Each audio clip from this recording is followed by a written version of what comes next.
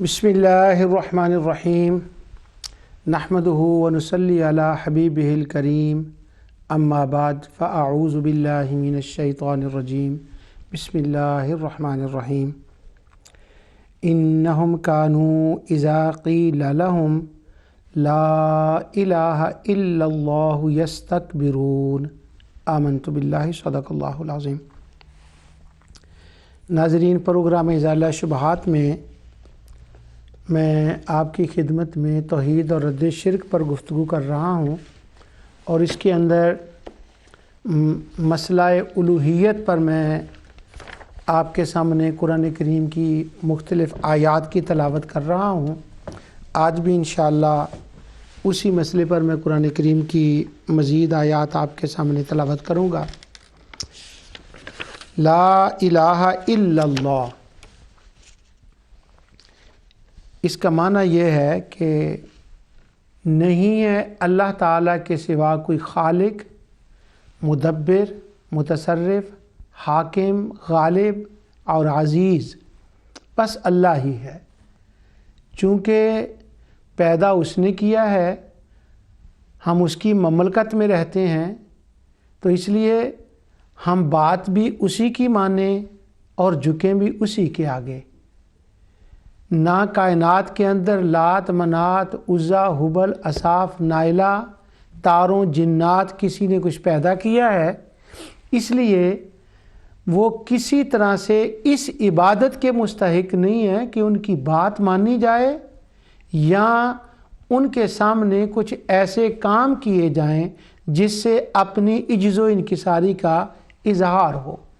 تو ہمارا مولا وہ ہے، ہم اسی کی بات مانیں گے اور اسی کے آگے جھکیں گے۔ یہ ہے لا الہ الا اللہ کا معنی۔ لا الہ الا اللہ قرآن کریم میں 2 مقام پر آیا ہے ان الفاظ کے ساتھ، لیکن لا الہ الا ہو وہ تو بہت مقامات پر ہے۔ ایک ہے سورہ محمد کے اندر، فَاعْلَمْ أَنَّهُ لَا إِلَٰهَ إِلَّا اللَّهِ، اور دوسرا ہے سورہ صافات کے اندر، ابھی جو میں نے آیت پڑھی ہے۔ سورہ محمد کے اندر جب فرمایا فَاعْلَمْ أَنَّهُ لَا إِلَٰهَ إِلَّا اللَّهِ، تو سورہ محمد شروع ہوتی ہے اس طرح سے، الذین کفروا وصدوا عن سبیل اللہ الذین کفروا وصدوا عن سبیل اللہ وأضل أعمالهم والذین آمنوا وعملوا الصالحات وآمنوا بما نزل علی محمد وهو الحق من ربهم، کہ جو کچھ اللہ تعالیٰ نے نازل کیا ہے حق کے ساتھ، وہ محمد صلی اللہ علیہ وسلم پر نازل فرمایا ہے۔ تو قرآن حضور پر، محمد پر نازل ہوا ہے صلی اللہ علیہ وسلم۔ اور پھر اسی صورت میں آگے آیا ہے فَاعْلَمْ أَنَّهُ لَا إِلَٰهَ إِلَّا اللَّهِ، لوگو علم حاصل کرو لا الہ الا اللہ کا۔ اب اگر اس کنیکشن کو آپ جوڑیں، پہلے حضور کا ذکر، پھر ان پر نازل ہونے والی کتاب کا ذکر، پھر لا الہ الا اللہ اس کتاب کا ایک کلمہ 4 لفظوں کا جو جملہ ہے، پھر وہ، اور پھر حکم ہے اس کا علم حاصل کرو۔ تو اب علم کس سے حاصل کریں؟ تو اگر اس کو جوڑیں تو معنی یہ بنے گا کہ لا الہ الا اللہ کا ترجمہ اور اس کا معنی تمہیں اس جہان میں کوئی نہیں بتا سکتا۔ اگر تم نے لا الہ الا اللہ کا معنی سمجھنا ہے تو تمہیں گنبد خضرا کی حاضری دینی پڑے گی، تمہیں مدینہ منورہ میں جانا پڑے گا۔ وہاں میں نے ایک استاذ بٹھایا ہے جو کائنات کا استاد ہے، اور وہ علم پڑھاتا ہے، اور اس کی شان یہ ہے وَيُزَكِّيهِمْ وَيُعَلِّمُهُمُ الْكِتَابَ وَالْحِكْمَةَ، وہ تمہیں کتاب پڑھاتا ہے۔ اگر تم نے لا الہ الا اللہ کا علم سیکھنا ہے تو در نبوت پہ تمہیں جانا ہوگا، گنبد خضرا سے علم کی خیرات لینی ہوگی، وہ تمہیں لا الہ الا اللہ کا معنی بتائیں گے۔ اور اگر تم نے गुंबद खदरा के सामने साइल बन के न गए, आका के पास फकीर बन के न गए, आका के सामने एक खादिम बन के न गए, और ला इलाहा इल्लल्लाह का माना तुमने समझना चाहा तो सुन लो, मैंने ला इलाहा इल्लल्लाह का माना सिर्फ उनको बताया है और सिर्फ वो आगे बताते हैं। अगर कहीं और से तुमने सुनना चाहा तो वो माना गलत होगा, उसकी मुराद गलत होगी, तुम उस माने को नहीं समझ पाओगे, क्योंकि मैंने इसका माना उनको समझा दिया है। आमनु बिमा नुज़्ज़िला अला मुहम्मद, मैंने उनको माना समझा दिया है। और अगर दुनिया वालों किसी ने इसका इल्म हासिल करना हो तो वो आका दो जहां सल्लल्लाहु अलैहि वसल्लम मेरे हबीब से करो। अब जिन लोगों ने ला इलाहा इल्लल्लाह का माना समझने की कोशिश की है मदीने की गली से हटकर, उन्होंने उसके अंदर खताएं की हैं, उन्होंने उसका माना गलत समझा है। पिछले प्रोग्रामों में मैंने आपको चंद मिसालें दी थी, आज भी मैं उनकी मिसालें दूंगा इंशाअल्लाह। तो लोगों सुन लो, हुजूर इसका माना बताते हैं। ला इलाहा इल्लल्लाह ये 4 लफ्ज़ों का एक जुमला है, 4 लफ्ज़ों का एक जुमला है ला इलाहा इल्लल्लाह। लेकिन अगर तुम इसके अंदर गौर करो ना तो जो आका ने समझाया है ना वो ये है कि कायनात के चारों गोशे सिमट कर इसके अंदर आ गए हैं, और जब आका ने इसको पढ़ाया है तो कायनात को सारी को इसके अंदर समेट के रख दिया है और जमा कर दिया है। और इसकी खबर कहाँ से मिलेगी? सूरह मुहम्मद से मिलेगी और मुहम्मद सल्लल्लाहु अलैहि वसल्लम से मिलेगी। वो जो उन पर नाजिल हुआ है उससे ला इलाहा का माना समझो, और अगर उससे इधर उधर गए तो फिर उसका माना गलत हो जाएगा, वो गलत समझेंगे, उसका कुछ का कुछ कर देंगे। आका दो जहां सल्लल्लाहु अलैहि वसल्लम दुनिया में तशरीफ लाए। अब उन्होंने एक निदा दी, ला इलाहा इल्लल्लाह है सूरह मुहम्मद के अंदर, और सूरत का नाम सूरह मुहम्मद है। सुनिए जरा, हुजूर बताते हैं ला इलाहा इल्लल्लाह का माना क्या है। अब वो हुजूर ने क्या बताया, कुछ मैंने पहले भी बताया और आज भी बताता हूं। रब्बना, अरब का सहरा है, तो कहते हैं जिन्होंने इस्लाम कबूल किया वो कहते हैं हमने ला इलाहा इल्लल्लाह पढ़ा भी, और ला इलाहा इल्लल्लाह को समझा भी, और ला इलाहा इल्लल्लाह को माना भी, और रब की रबूबियत को माना, और रब को रब माना। कैसे? तो अरब का एक जो इलाका है उसके हिसाब से मैं ये अर्ज़ करता हूँ, अरब का सहरा था, तो वो यूँ अर्ज़ करते हैं अपनी दुआओं में अल्लाह के हुजूर कि इस सहरा के अंदर रब्बना इन्नना समिअना मुनादी युनादी लिल ईमान, कोई मुनादी था जो आवाज़ दे रहा था और बुला रहा था। लोग कहते हैं नबियों ने तो रबूबियत की दावत ही नहीं दी सिरे से। इस पर मैं पूरा कलाम कर चुका हूँ। अब इस आयत के अंदर सुनिए, वो अपनी दुआओं में शुरू करते हैं मोमिनीन, कहते हैं रब्बाना, रबूबियत से शुरू कर रहे हैं, कहते हैं रब्बाना इन्नना समिअना, हमने सुना कि कोई मुनादी था अरब के सहरा में, कोई आवाज़ा लगा रहा था, कोई दुहाई दे रहा था, कोई बता रहा था। क्या बता रहा था? लिल ईमान, वो ईमान के लिए बुला रहा था, और वो ईमान क्या था? ला इलाहा इल्लल्लाह मुहम्मदुर रसूलुल्लाह। वो मुनादी था, वो बुला रहा था। और अन आमिनु बिरब्बिकुम, उसने रब की रबूबियत की तरफ बुलाया था। तो अन आमिनु बिरब्बिकुम, हमने जब उस मुनादी से वो जो है ना फालम अन्नहु ला इलाहा इल्लल्लाह, इल्म हासिल करो ला इलाहा इल्लल्लाह का मुहम्मद सल्लल्लाहु अलैहि वसल्लम से, तो जब उन्होंने मुनादी बन के इसकी आवाज़ सदा दी तो वो मोमिनीन कहते हैं अन आमिनु बिरब्बिकुम, जब हमने उससे वो सुना तो हमने रब की रबूबियत को माना। अगर आका ने रबूबियत की दावत ही नहीं दी थी तो अन आमिनु बिरब्बिकुम उन्होंने क्या माना, कि क्यों माना? फिर फ़आमन्ना, तो हम ईमान ले आए। तो माना ये निकला کہ فَعْلَمْ أَنَّهُ لَا إِلَٰهَ إِلَّا اللَّهُ، اس کو سمجھانے والے محمد مصطفیٰ صلی اللہ علیہ وسلم ہے۔ اس لیے جب ہم پورا کلمہ پڑھیں تو وہ لا الہ الا اللہ نہیں، لا الہ الا اللہ محمد الرسول اللہ۔ کیوں کہ یہ محمد ہیں جنہوں نے لا الہ الا اللہ کا معنی سمجھایا ہے، لوگوں نے اس کو الگ کر دیا، محمد کا تو نام ہی نہیں لینا چاہتے نا، اس معنی میں لینا چاہتے ہیں کہ وہ نبی تھے، ان پر وحی آئی، انہوں نے عمل کر کے دکھایا اور بس یہاں پر سٹاپ، اور اس سے آگے ہاں انہوں نے بتا دیا، وہ سنتیں بتا دی، سنتیں یہاں تک۔ لیکن اللہ تعالیٰ نے محمد رسول اللہ کے بارے میں فرمایا کہ تم ان کے محتاج ہو، تمہیں لا الہ الا اللہ کی سمجھ نہیں آئے گی جب تک محمد رسول اللہ کے در پہ نہیں آؤ گے۔ تو ہم تو محتاج ہیں لا الہ الا اللہ سمجھنے کے لیے آقا دو جہاں صلی اللہ علیہ وسلم کے۔ اور وہ تو کہتے ہیں نہیں لا الہ الا اللہ کا وہ نہیں، وہ حضور کا اس معنی میں بس وہ وہی آگے بتا دیا، بات ختم ہو گئی۔ نہیں، لا الہ الا اللہ محمد الرسول اللہ، یہ میں بات ایسے ہی نہیں کہہ رہا، نہیں، سنیے، یہ میرے سامنے کتاب ہے، اس کا نام ہے الجامع الفتاوی۔ تو یہ بہت سے فتووں پر اس پر گفتگو کی گئی اس کتاب میں۔ محمد ابن الحاج السلمی نے یہ لکھا ہے۔ تو وہ کہتے ہیں کہ یہ کتاب فتاوی کے اندر جو مقالات ہیں، مقالات العلماء فی مولد النبی صلی اللہ علیہ وسلم، حضور کے میلاد کو بدعت کہنے کے بارے میں یہ پورے مقالات ہیں مختلف لوگوں کے۔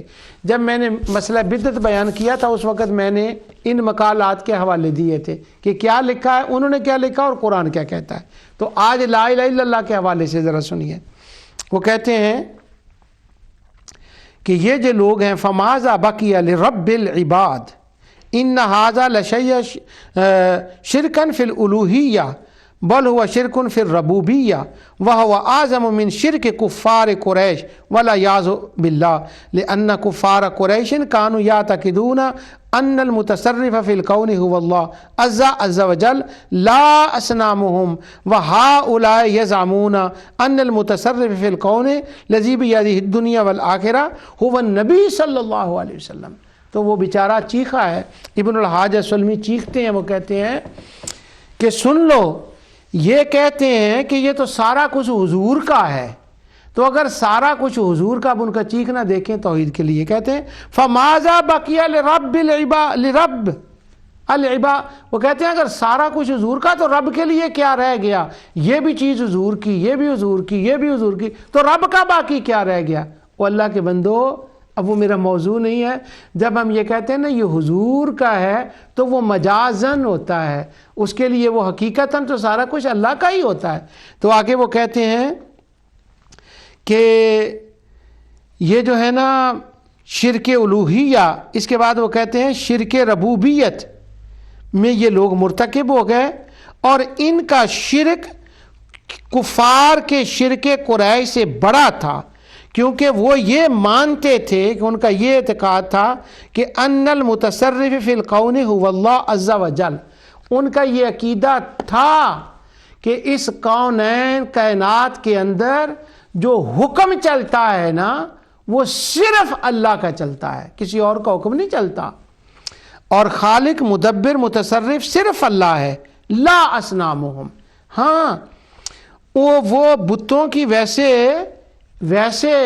یہ آپ سمجھ رہے ہیں، اگر پچھلے دونوں پروگرام دیکھے ہیں، بتوں کو نہ تو وہ خالق مانتے تھے، نہ متدبر یا متصرف، یہ نہیں ان کو وہ مانتے تھے، یہ تو ان کا بالکل خیال ہی نہیں تھا، وہ تو سارا کچھ ہی اللہ تعالیٰ کو مانتے تھے۔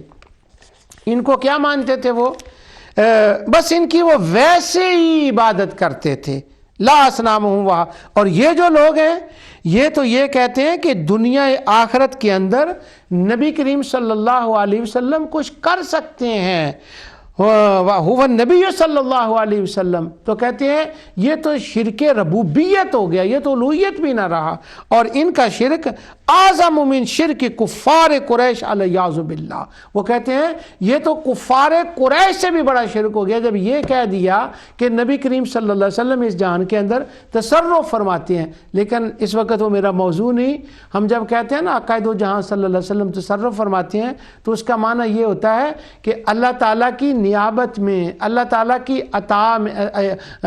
अता के साथ जो अल्लाह ताला ने इल्म कुदरत उनको अता फरमाया है उसका वो तसर्रुफ़ फरमाते हैं। जैसे अल्लाह ताला ने हमें देखने की, बोलने की ताकत दी है, हम इसका तसर्रुफ़ करते हैं, बोलते हैं, देखते हैं, खाते पीते उठाते हैं। इसी तरह रूहानियत के एतबार से जो अल्लाह ने अंबिया औलिया को कुव्वत इल्म दी है वो उसका तसर्रुफ़ फरमाते, ये माना है। मगर ये कहते हैं कि ये उनसे भी बड़ा कुफर है। आगे वो कहते हैं कि मुशरिकीन कुरैश नहीं ये मानते थे कि उनके असनाम का ये इत्काद है कि वो खालिक मुदब्बिर या वो कुछ उनके बारे में मानते हैं। असल में ये इब्नुल हाज सुलमी ने ये जो बात है ये उन्होंने ली है उनसे हाफिज़ इब्न तैमिया से। तो हाफिज़ इब्न तैमिया ने इसके बारे में लिखा कि वो कहते हैं कि जो मुशरिक थे वो ये बिल्कुल नहीं मानते थे कि उनके जो खुदा हैं वो कुछ देते हैं। वो कहते हैं कि उनके बारे में उनका ये अकीदा नहीं था, वो नज़रिया नहीं था कि वो ये मानते हो कि ये कुछ बारिश बरसाते हैं या ये कोई नफ़ा पहुंचाते हैं या ये कोई वो करते हैं। वो कहते हैं नहीं, ये तो उनका बिल्कुल ख्याल ही नहीं था, ऐसा नहीं वो मानते थे। बल्कि उनका ये क्या था, वो सारा कुछ मानते थे, उन्हीं को ये वो निकल आया अल्हम्दुलिल्लाह। हाफिज़ इब्न तैमिया कहते हैं कि वमा ताक़दा अहदुम मिनहुम क़त्तु अन्नल असनाम हियल्लती तुनज़िरुल गैसा व तर्ज़ुकुल आलमा व तुदब्बिरुहु व इन्नमा कान शिरकुहुम कमा ज़करना फिल उलूहिया। कहते हैं कि उन्होंने कभी ये हुआ ही नहीं कि वो बुतों के बारे में ये कहते हैं कि वो बारिश नाजिल करते हैं या किसी को वो जहान में रिज़्क़ देते हैं या वो जहान का निज़ाम चलाते हैं। बस वो ये करते थे, उनका फ़कत इतना था कि वो इबादत करते थे उनकी। अब मैंने पिछले प्रोग्राम में मैं चीखा चलाया हूँ कि उसने कहा मैं उससे मोहब्बत करता हूँ। क्यों मोहब्बत करते हो? उसकी आवाज़ खूबसूरत है। क्यों मोहब्बत करते हो? उसके पास इल्म बहुत है। क्यों मोहब्बत करते हो? उसके पास दौलत है। क्यों मोहब्बत करते हो? वो हुसीन है। क्यों मोहब्बत करते हो? वो उसका फैमिली बड़ी है, वो मददगार है। क्यों मोहब्बत करते हो?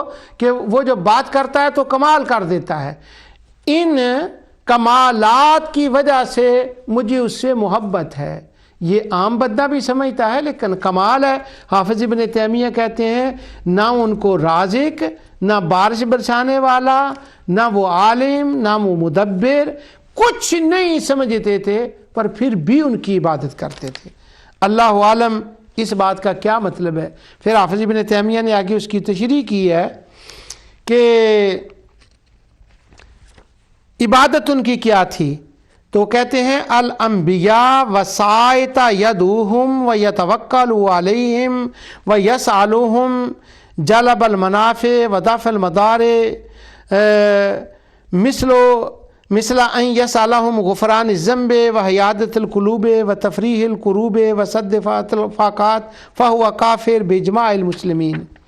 कहते हैं कि जिस शख्स ने अंबिया को वास्ता बनाया और उनसे दुआ की, उन पर तवक्कुल किया, उनसे कुछ नफ़ा हासिल किया या तकलीफ़ों से बचने का उनसे सवाल किया, तो वो तमाम मुसलमानों का इस पर इजमा है कि जिसने उनको वास्ता वसीला बनाया वो काफिर है और उसका कुफर पक्का है। अब उसके कुफर पर उन्होंने कोई दलील जिक्र नहीं की कि वो इजमा किन का है। सहाबा का इजमा है, ताबईन का है, तबा ताबईन का है, मुहद्दिसीन का है, मुफस्सिरीन का, किन का इजमा है? इस बात को तो उन्होंने हाथ ही नहीं लगाया। मगर ये कहते हैं कि बस वो ना उनकी ये इबादत थी। अब मैं फिर उस बात की तरफ आता हूँ जहाँ से मैं निकला था। इसके बगैर बात मैं समझा नहीं सकता کہ وہ کہتے ہیں کہ ربوبیت کے اندر ان کا شرک نہیں تھا، تو نبی کریم صلی اللہ علیہ وسلم سے لا الہ الا اللہ کا معنی سمجھتے ہیں۔ منادی ینادی للایمان، حضور کے در سے لا الہ الا اللہ کا معنی سمجھا جائے گا، آقا دو جہاں صلی اللہ علیہ وسلم کے بغیر نہیں۔ لا الہ الا اللہ محمد رسول اللہ، محمد رسول اللہ نے خبر دی اس کی کہ لا الہ الا اللہ ہے کیا۔ اب ذرا کلمے کو ایک حساب سے دیکھیں، لا الہ الا اللہ، جہاں الا اللہ کی ہاں ختم ہوئی ہے نا، تو محمد الرسول اللہ، محمد کی میم وہاں سے شروع ہو گئی ہے، تو اللہ تعالیٰ نے اللہ کے ساتھ محمد کو جوڑا ہوا ہے۔ سبحان اللہ، کیوں جوڑا ہوا ہے؟ پہلے لا الہ الا اللہ پھر محمد الرسول اللہ، تو وہ یاد کریں فَاعْلَمْ أَنَّهُ لَا إِلَهَ إِلَّا اللَّهِ سورہ محمد کے اندر، تو معنی یہ ہے کہ اگر لا الہ الا اللہ کو سمجھنا ہے تو یہ ہے محمد الرسول اللہ، ساتھ ملایا ہوا ہے۔ لوگ کہتے ہیں شرک کا مطلب ہے ملانا، اگر شرک کا مطلب ملانا ہے، میں نے تو پورا توحید اور رد شرک کے اندر آپ کو بتا دیا کہ شرک کا معنی ملانا نہیں، وہ پارٹنرشپ، شراکت ہوتا ہے۔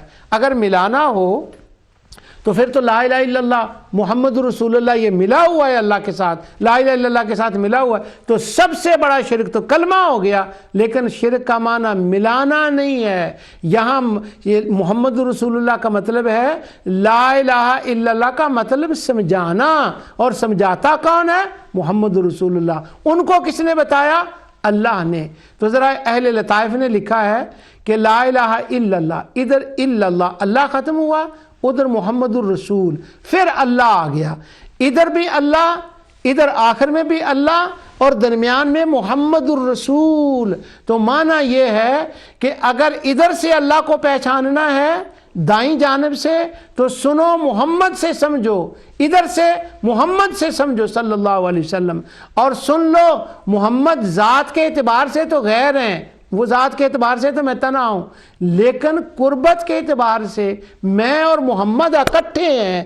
اگر کسی نے ان پر حملہ کرنے کی کوشش کی، ان کی گستاخی کی کوشش کی، تو سن لو لا الہ الا اللہ محمد رسول اللہ، ادھر بھی ان کی میں حفاظت کرتا ہوں، ادھر بھی میں ان کی حفاظت کرتا ہوں، اس جہان میں بھی میں ان کے رتبوں کو بلند کرتا ہوں، اور اگلے جہان میں بھی میں ان کے رتبوں کو بلند کروں گا۔ تو لا الہ الا اللہ محمد رسول اللہ کا اتنا پکا جوڑ ہے کہ لا الہ الا اللہ سمجھ ہی نہیں آتا محمد رسول اللہ صلی اللہ علیہ وسلم کے بغیر۔ اور حافظ ابن تیمیہ نے کہہ دیا کہ یہ جو ہے نا محمد رسول اللہ یا انبیاء اولیاء، انبیاء کا واسطہ، یہ پکا شرک بنتا ہے، نعوذ باللہ من ذالک، یہ عبادت بنتی ہے۔ اب عبادت کے موضوع پر میں آپ کو آگے بتاؤں گا۔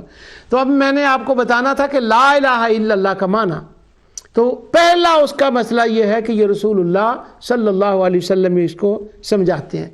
اب لا الہ کا معنی ایک سمجھیں، لا الہ، سبحان اللہ، اس کا معنی ایک وہ ہے جو علامہ اقبال نے ایک فارسی شعروں میں کیا، اس وقت وہ مجھے یاد نہیں ہے علامہ اقبال کے فارسی شعر، لیکن ان کا مفہوم ہے، تھوڑا سا بتاتا ہوں آپ کو۔ وہ کہتے ہیں کہ زمیندار نے جب زمین کے اندر کچھ بونا ہوتا ہے تو وہ پہلے ہل چلاتا ہے، اور ہل کے ساتھ جب وہ ہل چلاتا ہے نا، خواہ وہ ٹریکٹر کے ساتھ چلائے یا پرانے زمانوں میں بیلوں کے ساتھ چلائے، تو وہ ہل کیا کرتا ہے، جتنی گندگی ہوتی ہے نا اس کو وہ کھیڑ دیتا ہے، جو پہلے زمین کے اندر ہوتا اس کو وہ کھیڑ دیتا ہے، زمین ہو جاتی ہے صاف، اور پھر وہ اس کے اندر بیج ڈالتا ہے، اور پھر اس کے اندر سے وہ سٹے نکلتے ہیں، جو بھی ہوتا ہے فصل اگتی ہے۔ تو وہ کہتے ہیں پہلے ہل چلاتا ہے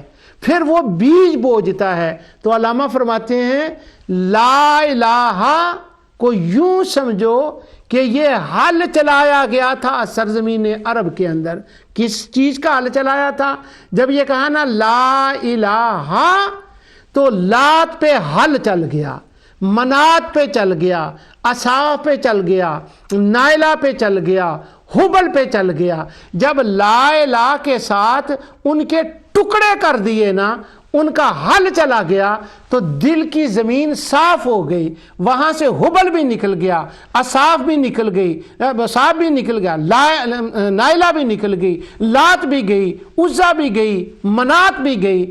تو جب آقا دو جہاں صلی اللہ علیہ وسلم نے لا الہ کہا تو پہلے دل کی زمینوں کو صاف کر دیا، جب وہ ساری گندگیوں سے صاف ہو گئے پھر الا اللہ کا اس کے اوپر پودا لگا دیا، وہ پھر پھلا اور وہ پھولا اور اس نے پورے جسم کے اندر ایک جان ڈال کے رکھ دی۔ تو پہلے زمین لا الہ سے صاف کی اور پھر الا اللہ کا جب پودا لگا تو پھر وہ زمین آباد ہو گئی۔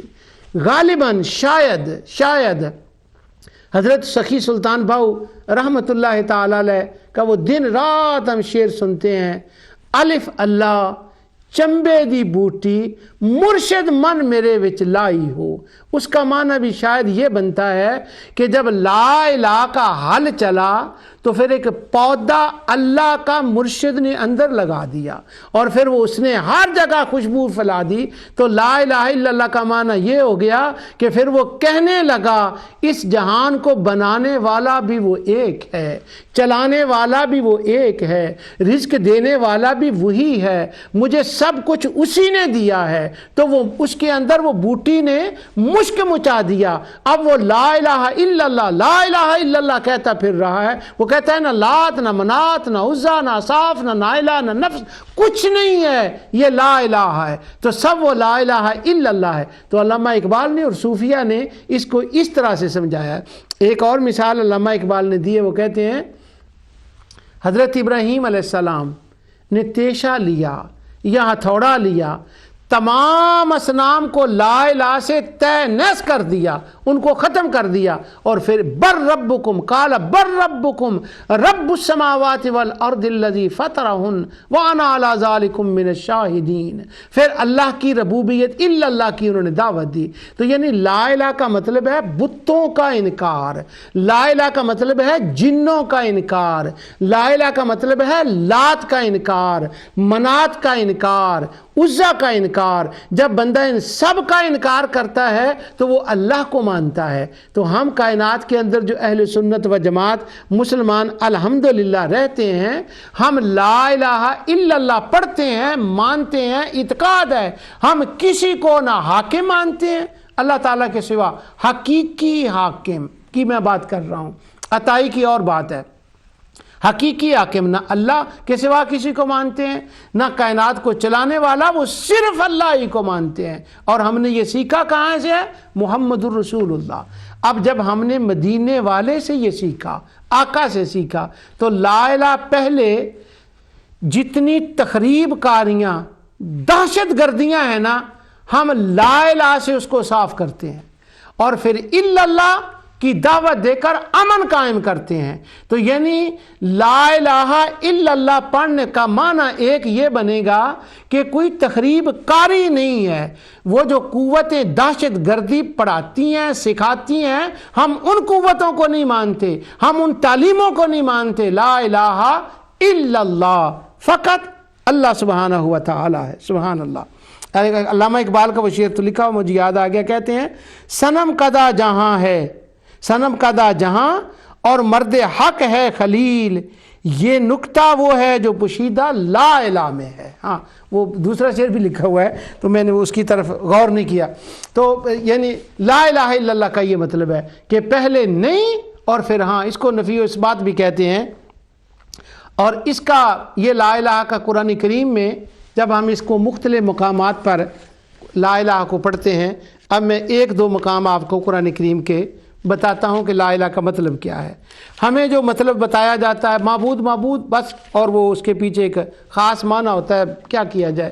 اب قرآن کریم کو پڑھو، میں قرآن سے آپ کو بتانے عرض کرتا ہوں۔ آیت الکرسی قرآن کریم کی سب سے عظیم سورت، عظیم آیت، اللہ لا الہ الا ہو، یہاں لا الہ الا اللہ آ گیا، الا ہو۔ اب جب لا الہ الا ہو کہا، لا الہ یہاں ہے، تو اب لا الہ کا مطلب کیا ہوا؟ آگے اللہ تعالیٰ فرماتا ہے لہو ما فی السماوات و ما فی الارض۔ تو اب لا الہ کو ذرا اس کے ساتھ جوڑیں تو کیا معنی بنے گا؟ لا الہ الا اللہ، نہیں ہے زمین کا کوئی مالک، اللہ کے سوا، لا الہ الا اللہ، نہیں ہے آسمان کا کوئی مالک اللہ کے سوا۔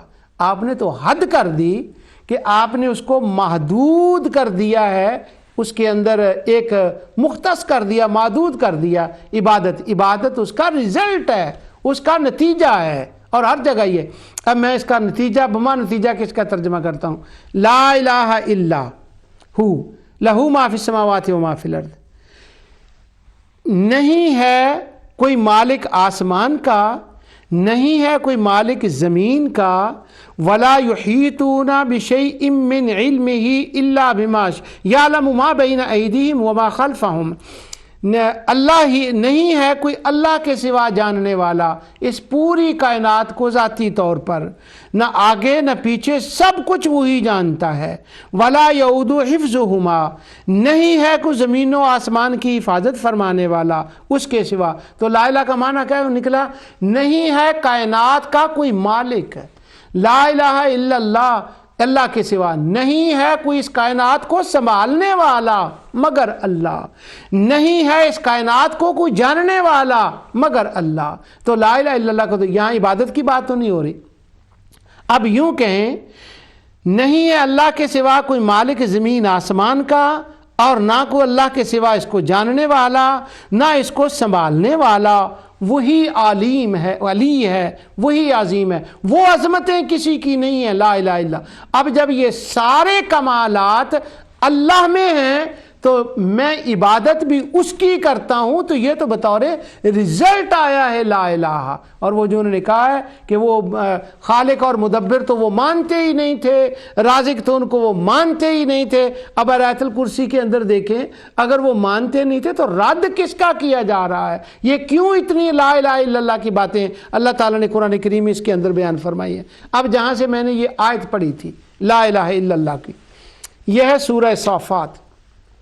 اب اس کو دیکھیں، لا الہ الا اللہ کا مطلب کیا بنتا ہے۔ یہاں پر جب یہ سورت شروع ہوتی ہے تو اللہ تعالیٰ نے اس کی ابتدا میں فرمایا، آیت نمبر 4، ان الہکم لواحد رب السماوات والارض وما بینہما ورب المشارق۔ اللہ تعالیٰ فرماتا ہے یقیناً وہ ایک ہی الہ ہے۔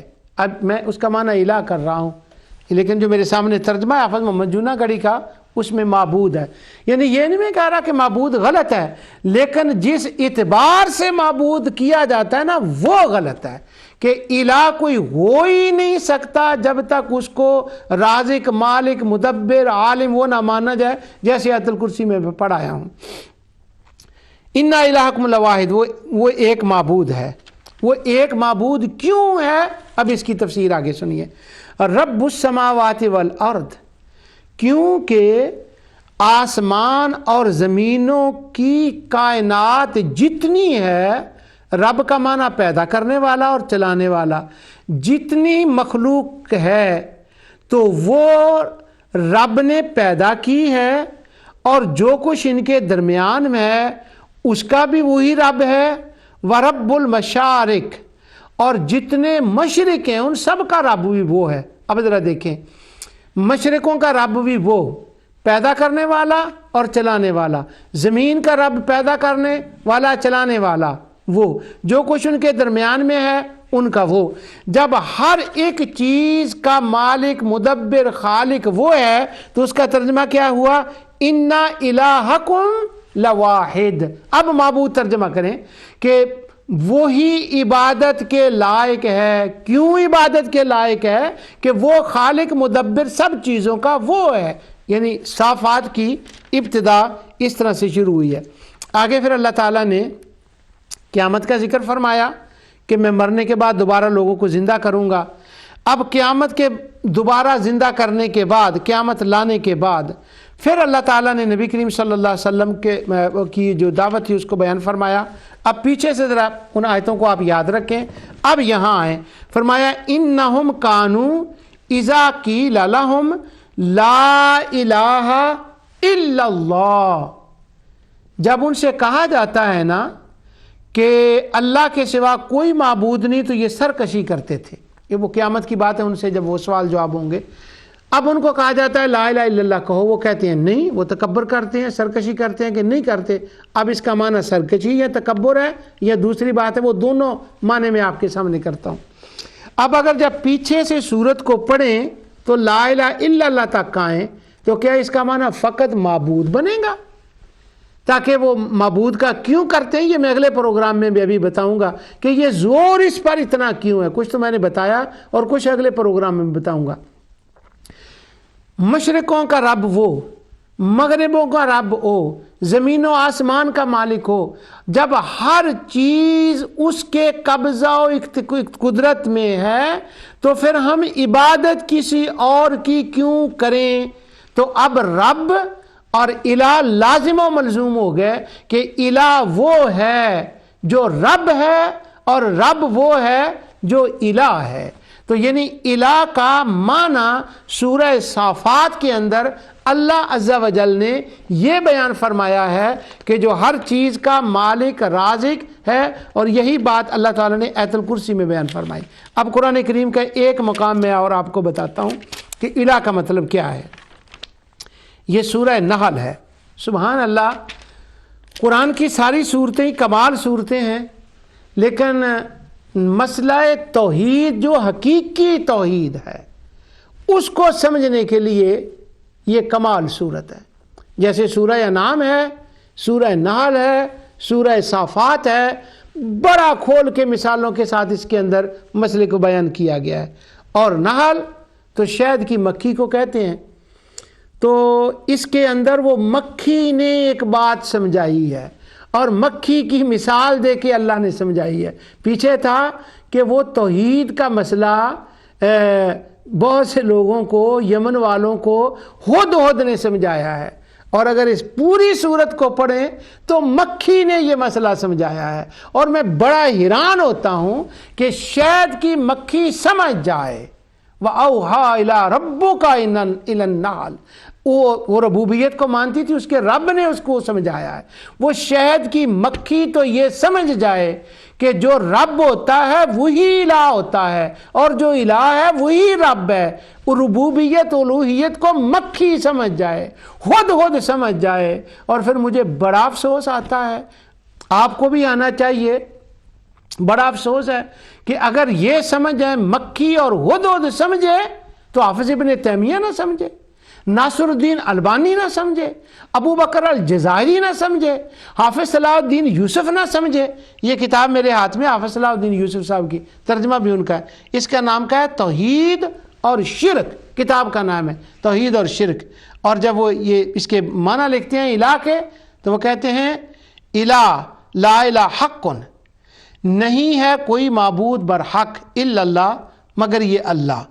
اس کے بعد یہ کہتے ہیں الہ کے معنی ہیں وہ ذات جس کی دل سے عبادت کی جائے، جس کی طرف دل مائل ہوں اور جس سے محبت کی جائے۔ اللہ، یہ وہی ترجمہ ہے جو میں نے حافظ ابن تیمیہ کا آپ کو پڑھ کے سنایا تھا، حافظ صلاح الدین یوسف، جس کی عبادت کی جائے وہ الہ ہے، یہ انہوں نے معنی بیان کیا۔ اور یہ ایک کتاب ہے، اس کا نام ہے شرک کے چور دروازے، ان کے یعنی ہم لوگ کن دروازوں سے شرک کرتے ہیں، کن چور دروازوں سے آتے ہیں۔ تو یہ اس کا معنی کرتے ہیں کہ الہ، الہ کیا ہے؟ تو وہ کہتے ہیں یہ کلمہ طیبہ کے اندر آتا ہے اور اس کا معنی ہے عبادت کا مستحق ہونا، حق، الہ حق یعنی معبود برحق، جس کی عبادت و پرستش کی جائے، جس کی عبادت و پرستش کی جائے، اور وہ اللہ ہے۔ اس کے سوا جتنے الہ ہیں وہ باطل ہیں جن کی لوگ عبادت کرتے ہیں، کوئی کسی کا وسیلہ پیش کرتا ہے، کوئی کسی کو سفارشی سمجھتا ہے۔ یہ الہ کا مطلب ہے۔ اللہ اکبر۔ اب قرآن سے سنیں، یہ تو کیا انہوں نے مطلب یعنی فقط معبود۔ اب سورہ نحل کو پڑھیں، اس کی ابتدا اتامر اللہ یہاں سے شروع ہوتی ہے۔ اللہ تعالیٰ کا حکم آ پہنچا کہ یعنی وہ جو عذاب کے بارے میں تم جلدی مچا رہے ہو نا، فلا تستعجلوا، نہ جلدی مچاؤ کہ عذاب آنا چاہیے، کدھر ہے عذاب لاؤ، وہ اس میں تمہارے لیے کوئی خیر تھوڑی ہے، کیوں اتنی جلدی مچا رہے ہو۔ وہ ان کی ایک بات تھی، اس کا جواب دینے کے بعد اللہ تعالیٰ فرماتا ہے ينزل الملائکۃ बिर्रूह मिन अमरिही अला मन यशा मिन इबादी अन अनज़िरू अन्नहु ला इलाहा इल्ला अना फत्तकून। अल्लाह ताला फरमाता है मैं हूँ, मेरे हुक्म से फरिश्ते उतरते हैं, वो मैं वही फरिश्तों को अपनी वही देकर अपने हुक्म से अपने बंदों पर जिसे चाहता है उतारता है, और तुम लोगों को आगाह कर दो, तुम लोगों को आगाह कर दो। अब अल्लाह की तरफ से वही आई हुजूर पर, तो हुजूर को अल्लाह ताला ने हुक्म दिया तो अनज़िरू, तुम लोगों को बताओ क्या, ला इलाहा इल्ला, सुभान अल्लाह, इल्ला आना, लोगों को ला इलाहा इल्लल्लाह का मतलब बताओ। अब वही की है अल्लाह ने, और ला इलाहा का मतलब हुजूर को हुक्म हुआ है कि तुम बताओ लोगों को। पहला तो ये था मुफत्तकून, मुझसे डरो। अब आगे ला इलाहा का माना जो नाजिल किया गया है, अब उसको सुनिए। वैसे तो पूरी सूरत में है, लेकिन मैं चंद आयतों में आपको इशारा करता हूँ। खलक़स समावाति वल अर्द बिल हक़ ताला अम्मा युशरिकून, उसी ने आसमानों और ज़मीनों को हक़ के साथ पैदा फरमाया, और अल्लाह इससे बुलंद है जो ये मुशरिक करते हैं, जो शिरक करते हैं। मैं अब वो शिरक की वजाहत नहीं करता, इंशाअल्लाह जब मैं बताऊंगा ना तारीख़ शिरक इसी प्रोग्राम में, फिर मैं इन्हीं आयात को दोबारा पढ़कर और अंदाज से आपको बताऊंगा। फिर समझे, पहले था ला इलाहा इल्लल्लाह, ला इलाहा इल्ला आना है, मैं उसका तर्जुमा ला इलाहा इल्लल्लाह कर रहा हूँ, और अनज़िरू हुजूर को फरमाया जा रहा है आप बताएं। अब हुजूर तौहीद शुरू कहाँ से कर रहे हैं, ला इलाहा का मतलब कहाँ से शुरू फरमा रहे हैं, अल्लाह के हुक्म से, उसके इज़्न और उसकी इजाज़त से। खलक़स समावाति वल अर्द बिल हक़, ज़मीन और आसमान को पैदा किया। खलक़ल इंसान मिन नुत्फ़ा फ़इज़ा हुवा ख़सीमुम मुबीन, अल्लाह ताला ने इंसान को पैदा फरमाया नुत्फ़े से, और वो झगड़ालू बन गया। किस बारे में, ला इलाहा के बारे में वो झगड़ा करता है। फिर अल्लाह ताला ने फरमाया वल अनआम खलक़हा लकुम फ़ीहा दिफ़्उन व मनाफ़िउ मिन्हा ताकुलून, उसने चौपाए पैदा फरमाए, पैदा किए जिनमें तुम्हारे लिए गर्मी के लिबास हैं और भी बहुत से नफ़ा हैं, और तुम्हारे खाने के काम आते हैं। अब यहाँ से वो तख्लीक की बात अल्लाह ताला ने शुरू की जो इंसान के लिए उसने पैदा फरमाए हैं। अब पहले अल्लाह ताला ने ज़मीन व आसमान ऊपर से शुरू किया, फिर इंसान का, फिर इंसान के अंदर जो उसके इस्तेमाल की चीज़ें हैं उसको ज़िंदा रखने के लिए और उसके इस्तेमाल की। वालकुम फ़ीहा जमालुन हीना तुरिहूना व हीना तसरहून, और उनमें तुम्हें रौनक भी है, और जब चरा कर लाओ तब भी, और जब चराने ले जाओ तब भी। वैसे एक मुहक्किक अंग्रेज़ हैं, मेरे दोस्त हैं, वो डॉक्टर जैनसन उनका नाम है। कुरान करीम, अभी वो मुसलमान तो नहीं है, वो कुरान करीम का मैं उनको बताता हूँ पढ़ने के लिए, वो पढ़ते हैं, और वो साइकोलॉजिस्ट है डॉक्टर जैनसन। तो एक दिन सूरह नहल की आयत उन्होंने पढ़ी, तो उसने जब पढ़ने के बाद मुझे कहा, कहने लगा यार बात यह है कि मैं ना इस बात के करीब हो रहा हूँ कि इसको अल्लाह का कलाम मानूँ। मैंने कहा क्यों? वो कहने लगा यहाँ जो तरतीब है ना, बला की तरतीब है। वो साइकोलॉजिस्ट अंग्रेज़ डॉक्टर जैनसन, साइकोलॉजिस्ट डॉक्टर, वो कहता है बला की तरतीब है कि जब अल्लाह ताला ने यहाँ ला इलाहा का माना शुरू किया ना बयान करना, ऊपर से शुरू किया।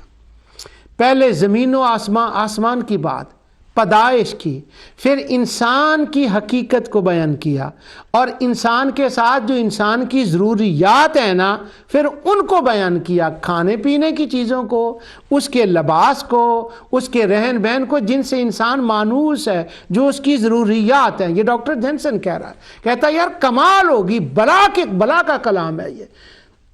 वो कहने लगा अभी मैं मानना नहीं, लेकिन मेरा दिल चाह रहा है कि ये तरतीब इंसान नहीं बना सकता।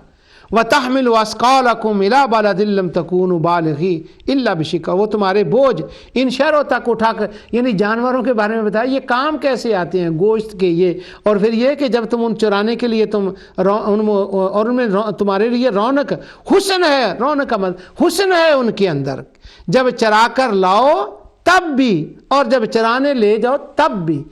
डॉक्टर जैनसन मुझे कहने लगा कि ये जो जानवरों के चराने की बातें हैं ये यहाँ इसलिए की गई, अब उसकी अंडरस्टैंडिंग थी। वो कहता है अरब जानवरों के चराने पर ही तो रहते थे, क्या बात है।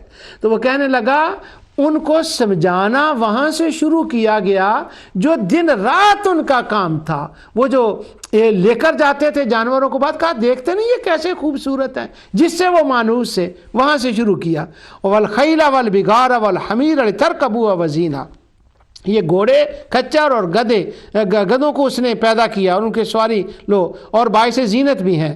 وَيَخْلُقُ مَا لَا تَعْلَمُونَ، اور ایسی بہت سی چیزیں پیدا کرتا ہے جن کا تمہیں علم نہیں، جو آپ ٹرینیں اب وہ سواریاں پیدا ہو گئی ہیں. اچھا آگے اس کے بعد انسان کے قریب جس ماحول میں وہ رہتا ہے اس کو بیان فرمایا. یہ ڈاکٹر جینسن کی تفسیر بھی میں نے آپ کو بتا دی.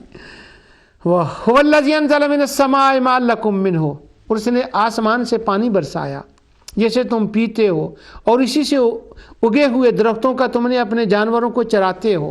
يُنبِتُ لَكُم بِهِ الزَّرْعَ، تمہاری ضرورتیں بھی پیدا پوری اسی نے کی ہیں، اور تمہارے جانوروں کی ضرورتیں بھی اسی نے پیدا کی ہیں. يُنبِتُ لَكُم بِهِ، اور تمہارے لیے وہ گاتا ہے. وَالزَّرْعَ وَالزَّيْتُونَ وَالنَّخِيلَ وَالْأَنَابَ وَمِن كُلِّ الثَّمَرَاتِ. اب ڈاکٹر جینسن کی بات مجھے یاد آ گئی، میں اسی میں کھو کے رہ گیا ہوں. تو وہ ڈاکٹر جینسن کہتا ہے اللہ تعالیٰ نے بندے کی اس کلام کے اندر زیتون اور جو اس کی چیزیں تھیں وہ بیان کی. آگے تو ڈاکٹر جینسن نے غضب کا جملہ بولا. وہ مجھے کہتا ہے جتنی یہاں پر چیزیں انسان کے لیے ضروریات تھیں وہ بیان کی ہیں، اور پھر کچھ وہ چیزیں تھیں جو اوپر والی ہیں، وہ اس کے لیے فرمایا وَسَخَّرَ لَكُمُ اللَّيْلَ وَالنَّهَارَ وَالشَّمْسَ وَالْقَمَرَ وَالنُّجُومُ مُسَخَّرَاتٌ بِأَمْرِهِ إِنَّ فِي ذَلِكَ لَآيَاتٍ لِقَوْمٍ يَعْقِلُونَ. وہ جو انسان کے زندہ رہنے کے لیے جو دوسری چیزیں ہیں، اب ساری ان آیتوں کو بیان فرمایا. تو ابھی ذہن میں رکھیں یہ بات، خلق و تدبیر کی ساری باتوں کو بیان کیا. بات شروع کہاں سے ہوئی تھی؟ فرمایا انذروا انہ لا الہ الا انا، ان کو لا الہ الا اللہ کا مطلب بتاؤ. تو یہ مطلب حضور کو سمجھایا گیا. خلق تدبیر، سورج پیدا کرنا، یہ ساری چیزیں، تمام چیزوں کو اللہ تعالیٰ نے فرمایا. اور آخر میں فرمایا وَإِن تَعُدُّوا نِعْمَتَ اللَّهِ لَا تُحْصُوهَا، میں نے تمہارے لیے اتنی چیزیں پیدا کی کہ تم ان کا شمار نہیں کر سکتے، اور تم اس کے مستحق نہیں ہو، ٹھیکیدار نہیں ہو کہ تمہیں دینا ہی تھا. ان اللہ لغفور الرحیم، یہ تو اس کا کرم ہے. واللہ یعلم ما تسرون وما تعلنون، وہ اللہ ہے جو جانتا ہے جو تم چھپاتے ہو اور ظاہر کرتے ہو. تو یہاں تک اللہ تعالیٰ نے یہ بتایا لا الہ کا مطلب کہ لا الہ الا انا، میں وہ ہوں. لا الہ یہ نہیں ہے کیا، نہ انہوں نے تمہیں پیدا کیا، نہ زمین کو پیدا کیا، نہ آسمان کو پیدا کیا، نہ بکریوں کو پیدا کیا، نہ چاند، نہ سورج، نہ تارے، انہوں نے کوئی نعمت نہیں دی، کچھ نہیں کیا. یہ ساری باتیں بیان کرنے کے بعد اس مضمون کو اللہ تعالیٰ نے ختم یوں فرمایا الہکم الہ واحد. سبحان اللہ، کمال ہو گئی ہے. لا الہ سے بات شروع کی تھی اور الہ پہ آ کر بات شروع کی ختم کی. فرمایا الہکم الہ واحد. تو الہ کا معنی یہ نکلا کہ لا الہ وہ ہے جو میں نے ابتدا میں کہا تھا. دیکھنے کو یہ 4 لفظوں کا جملہ ہے. اگر سورہ نحل کو پڑھو، فرقان کو پڑھو، شعراء کو پڑھو، سورہ محمد کو پڑھو، صافات کو پڑھو، تو دیکھنے کو یہ 4 جملوں کا لفظوں کا جملہ ہے. مگر غور کرو تو کائنات کے چاروں گوشے، سارا جہان سمٹ کر اس کے اندر آ گیا ہے. یہ معنی ہے لا الہ الا اللہ کا. میں نے الحمدللہ 3 پروگرام لا الہ الا کے معنی پر کیے ہیں. جو کچھ میں نے کہا اللہ تعالیٰ اسے قبول فرمائے. اور الہ کا معنی خالق، مدبر، اور اس لیے اس کی عبادت کی جاتی ہے. یہ ربوبیت اور الوہیت کی تقسیم غیر قرآنی ہے. یہ قرآن کے خلاف، حدیث کے خلاف ہے. قرآن کچھ اور کہتا ہے، حدیث کچھ اور کہتی ہے، اہل لغت کچھ اور کہتے ہیں، حافظ ابن تیمیہ اور ان کے فالو کرو کچھ اور کہتے ہیں. میرا کام سنانا ہے، منانا نہیں. جو میں نے کہا اللہ اسے قبول فرمائے. وما علیہ الا البلاغ.